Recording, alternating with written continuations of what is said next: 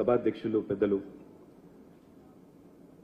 CPM రాష్ట్ర కార్యదర్శి తమ్మినేని గారు, పెద్దలు వేదికపైన ఆసీనులైన గౌరవనీయులు శ్రీ బివి రాఘుల్ గారు, పెద్దలు నాగర్ కర్నూల్ పార్లమెంట్ సభ్యులు శ్రీ మల్లు రవి గారు, గౌరవనీయులైన శాసన మండలి సభ్యులు పెద్దలు కోదండరామ్ గారు, గౌరవ శాసనసభ్యులు పెద్దలు పూర్వాశ్రమంలో మీతో పాటు కలిసి పనిచేసిన మిత్రులు, ఈరోజు మా శాసనసభ్యులు సోదరుడు పల్లా రాజేశ్వరరెడ్డి గారు, గౌరవనీయులు సహచర శాసనసభ్యులు మాగంటి గోపీనాథ్ గారు, గౌరవ సహచర శాసనసభ్యులు పెద్దలు శ్రీ ముఠా గోపాల్ గారు, అంబర్పేట శాసనసభ్యులు పెద్దలు కాలేరు వెంకటేష్ గారు, వేదికపైన ఆసీనులైన మహామహులందరికీ పేరు పేరున సిపిఎం రాష్ట్ర నాయకులకి, అదేవిధంగా నలుమూలల నుంచి, తెలంగాణ నలుమూలల నుంచి, అదేవిధంగా ఆంధ్రప్రదేశ్ నుంచి కూడా విచ్చేసిన సోదరులందరికీ కూడా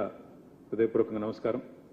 కామ్రేడ్ సీతారాం గారికి మరొకసారి మా పార్టీ తరఫున కూడా హృదయపూర్వకంగా వినమ్రంగా వారికి జోహార్లు అర్పిస్తూ, పదవుల చుట్టూ పరిభ్రమించే ఈనాటి రాజకీయాల్లో మరి స్థిరంగా సిద్ధాంతం చుట్టూ నిలబడ్డ నిబద్ధత ఉన్న నాయకుడు గౌరవనీయులు శ్రీ సీతారాం యెచూరి గారు.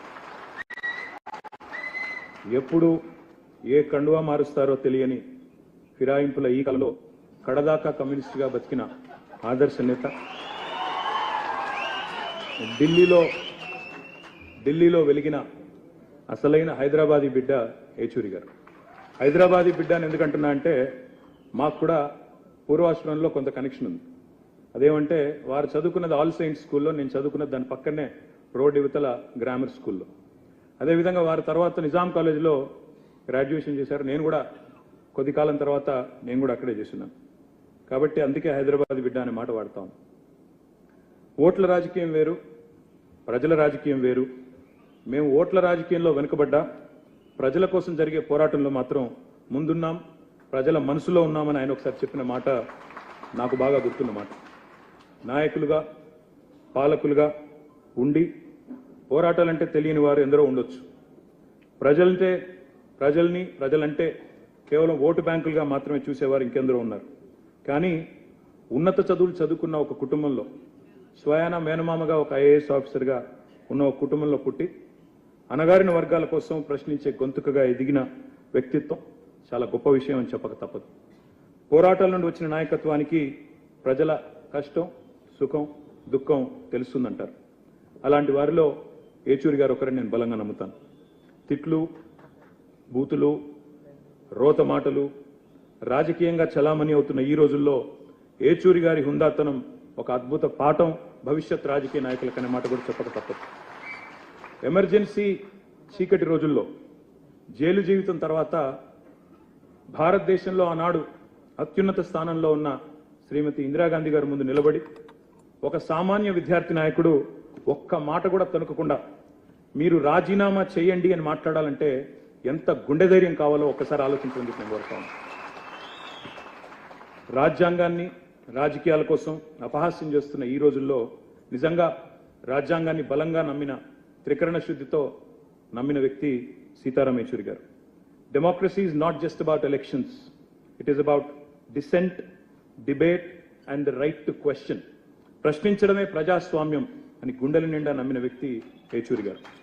పదవులతోనే కీర్తి వస్తుంది అనుకునేవారు కొందరు ఉంటారు.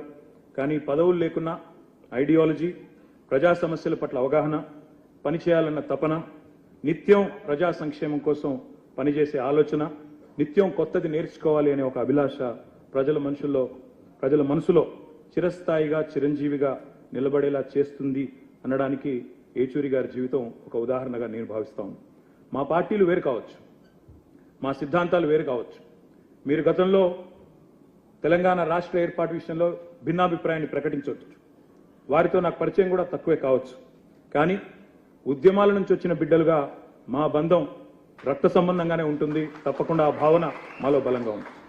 బతికున్నంత వరకు ప్రజల కోసం బతకటమే కాదు, చనిపోయాక కూడా తన దేహాన్ని భవిష్యత్తులో ఈ దేశ ప్రజానీకానికి వైద్యం అందించే డాక్టర్లకు ఉపయోగపడాలనే యెచూరి గారి ఆశయం చాలా గొప్పది. వారు గొప్ప మాట చెప్పారు. When democracy is threatened, silence is complicity. అంటే ఒక మాటలో తెలుగులో ప్రజాస్వామ్యం ప్రమాదంలో పడ్డప్పుడు మన మౌనం అనేది చాలా ప్రమాదకరం అనే మాట వారు చెప్పారు.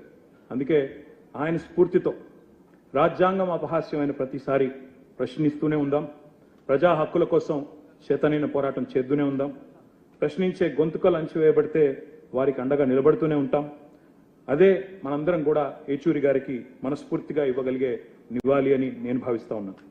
నమ్మిన సిద్ధాంతానికి ఆఖరి వరకు కట్టుబడి పోరాడిన సీతారాం ఏచూరి గారి జీవితం మాలాంటి కొత్త తరం నాయకులందరికీ కూడా ఆదర్శం. ఒక్క మాట చివరిగా చెప్పి నేను ముగిస్తాను. If I ever feel lost in the battle, I will look at Sitaram Yechury గారు ఫర్ ఇన్స్పిరేషన్. లాల్ సలాం కామ్రేడ్. Thank you.